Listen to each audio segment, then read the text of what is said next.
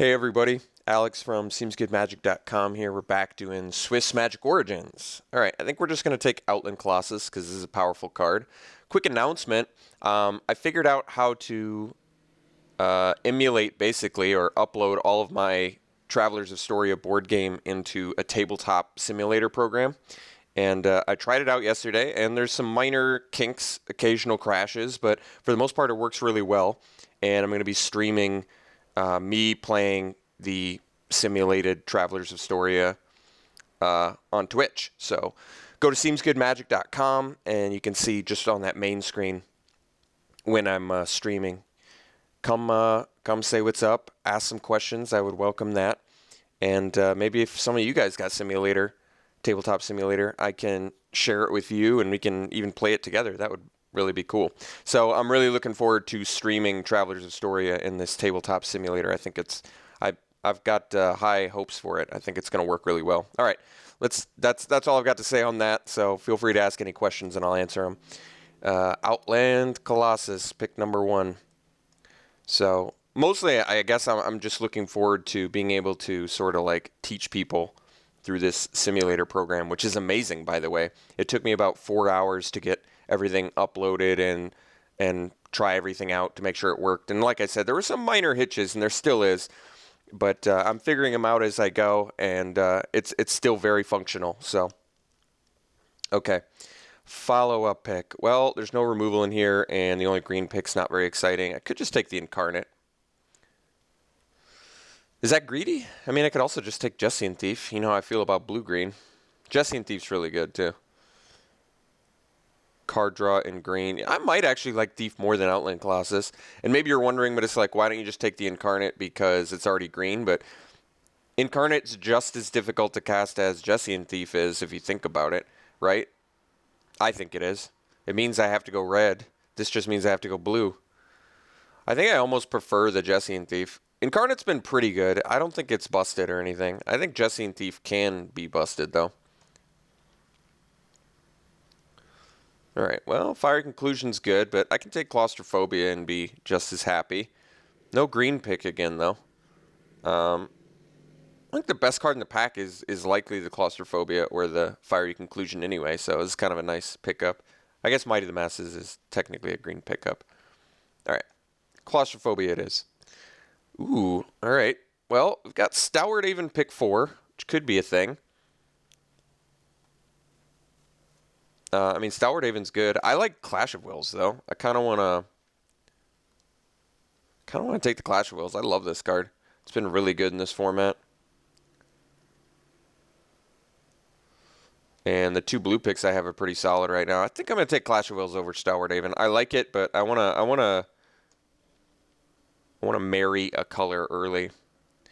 Okay, Boggart Brute. Maybe Celestial Flare. Maybe. We did pass Stalwart Haven now, but Brute might be better than Celestial Flare. Actually, don't know. No green pick I care about.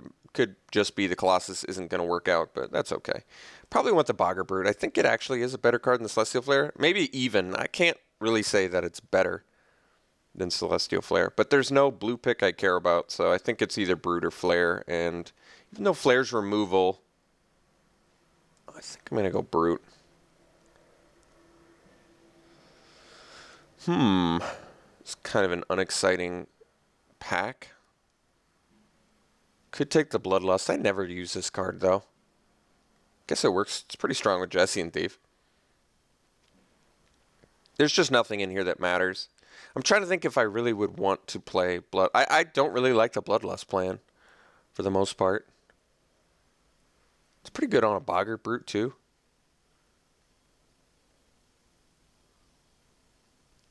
Yeah, I guess because none of these cards matter, I'll just take... Although maybe Husk. Although, would I play Husk in blue-black even? Probably not. I guess I'll take a Bloodlust. I don't love it. Maybe I should... Well, could take a second one. A couple white picks, and Shrouding Mist is good.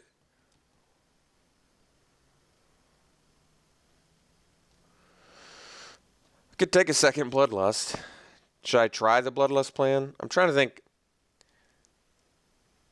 Yeah, I really just don't like it that much, but maybe I'd take the Enshrouding Mist now. It feels like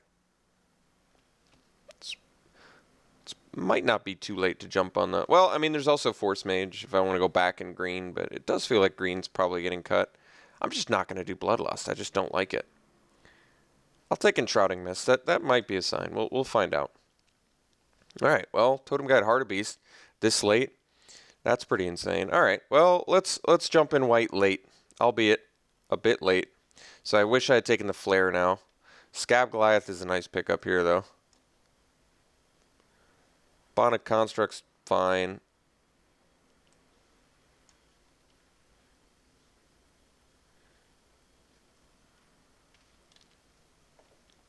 So we're in blue. And I think we're in white because we got a super late Heart of Beast that already finds a Claustrophobia, which is pretty good.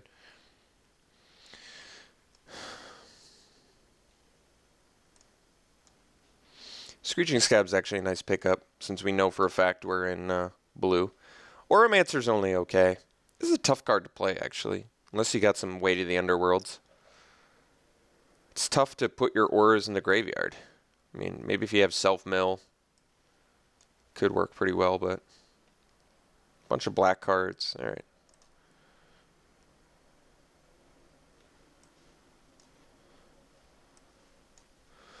Okay, so I do think that we passed some white early. That definitely motivated someone to go into white, but that probably means white's not going to flow as well from this direction, but it still could flow pack 3, at least for the first few picks. I don't know. Maybe we'll just more base our second color on potential bomb rare opened or something along those lines, and for the most part just focus on our blue, which is pretty good at this point.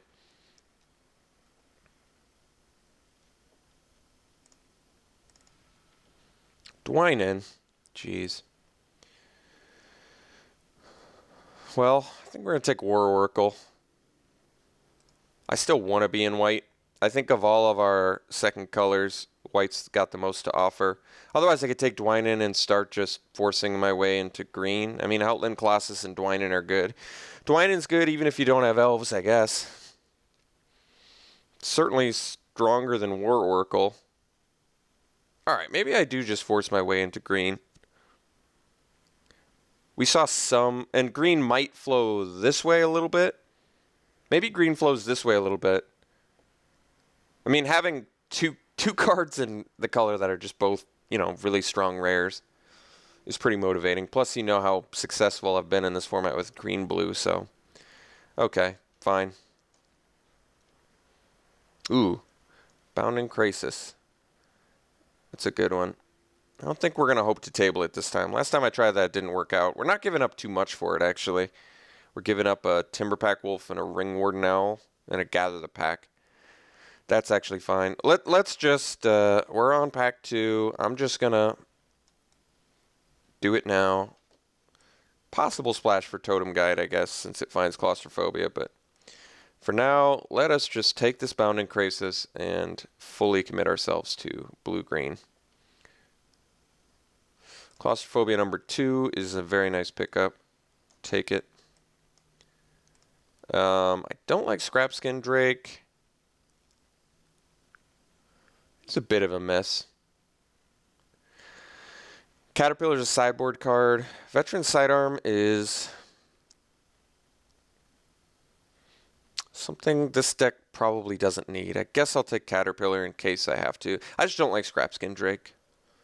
Guess I don't... Well, maybe Scrapskin Drake is actually more playable than Caterpillar. At least as a main deck, but I guess it's technically sideboardable against a high Thopter count or flying deck, but for the most part I just don't like Scrapskin Drake, but I think I will take it there. Seems slightly more, like I said, main deck exciting than a Caustic Caterpillar does. Alright, Aeronaut's always great. I love this card. I'm going to take it over a Force Mage and a Drake. Ravaging Blaze is good, but we'll take Aeronaut. I mean, technically, Force Mage is an elf, which works well with Dwynen. But like I said, Dwynen's fine on her own. She doesn't need elves to be good. A 4-mana 3/4 reach that whenever it attacks gain a life is certainly good enough.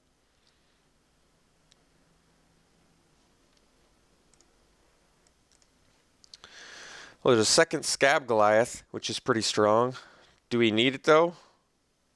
I mean, I wouldn't mind it. I think it is stronger than Orchard Spirit and Guardian Automaton. Guess we kind of already have a few finishers, but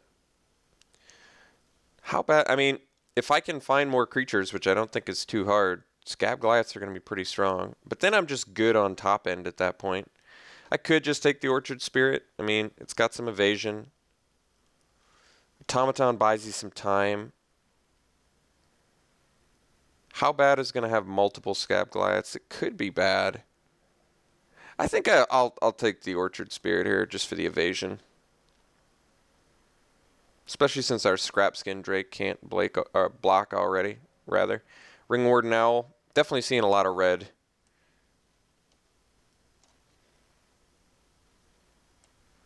But I don't care. I'm committing to this deck. I don't like Pilgrimage. I think Ascetic's actually a good sideboard against this. Blightcaster is a good card, but I'm going to hate the thing that busts our claustrophobias.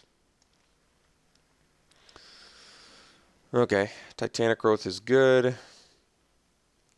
Gather the Pack actually seems like something I could play. Now it kind of makes me wish I'd taken the other Scab Goliath, but that's okay. Send to Sleep, not likely, but we'll take it. Cut the green. Alright, so pack 3, we basically just need to find a few creatures. Other than that, our removal's pretty good, actually. We've got Clash of Wills, Titanic Growth Combat Trick, Double Claustrophobia. Bound and Crisis is pretty awesome all the time as both like a combat trick creature or something that can just tap something down, you know.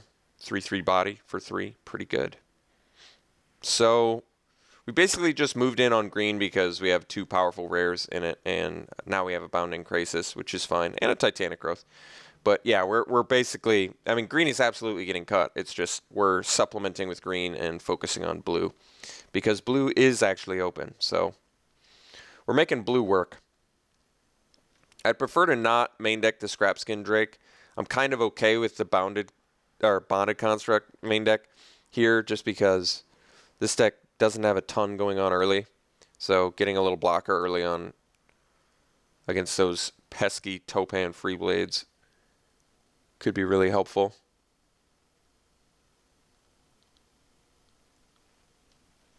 Wow. Kind of like getting the... Now that I have 2 Scab Goliaths, I think Gather the Pack is like just auto in this deck now.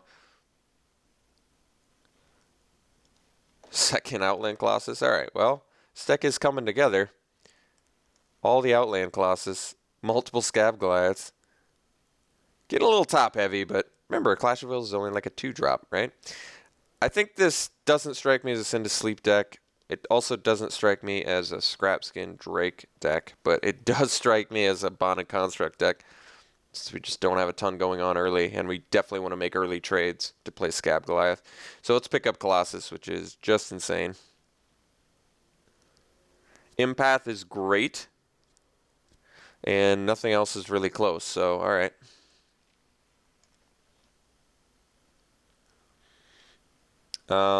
Geez, bit of a miss here. Could take the Turn to Frog. It actually seems okay in this deck. Not great. It's not good with our Bonded Construct, but other than that, we don't have a ton of X1s. So I guess we can take Turn to Frog. I don't love it. And we're passing on Holy Hunger, but I think it's playable. And our deck still needs a few more playables, but I kind of like where we're ending up, actually. It's surprisingly working out just fine, mostly due to double Outland Colossus, which are just insane. What did I pass? Now I remember passing a Rogue's Passage now, and I can't remember what I passed. Was it Alano or Empath? I don't regret that, I guess, because Empath looks pretty good in this deck. Being able to scry when you need like a 5th or a 6th land seems pretty important. I would like a little more low end in this deck. We're a little bit top heavy at the moment. Relic Seeker. Alright, well, Screeching Scab's just fantastic for this deck with double Scab Goliath. So I have no problem picking it here, even though it's a bit early, obviously. It's like exactly what this deck needs. It's an early drop that feeds our graveyard. Our finishers are phenomenal. Double Outland Colossus, double Scab Goliath that's a lot of bodies.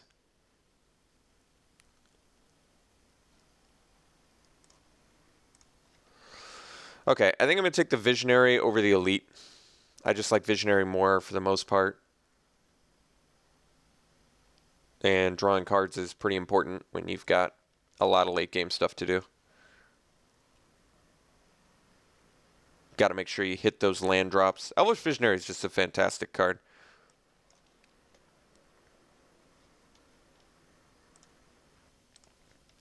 Well, I think third Scab Goliath is probably unnecessary, but we get an awesome pickup in Watercourser here, which I like a lot. Looking good right now. 16 creatures, good looking curve. We've got some early game going on. We certainly have the late game. I wouldn't even mind booting their Ring Warden Owl if we could get something else cheap. But I'm still comfortable with Bonded Construct in this deck, absolutely.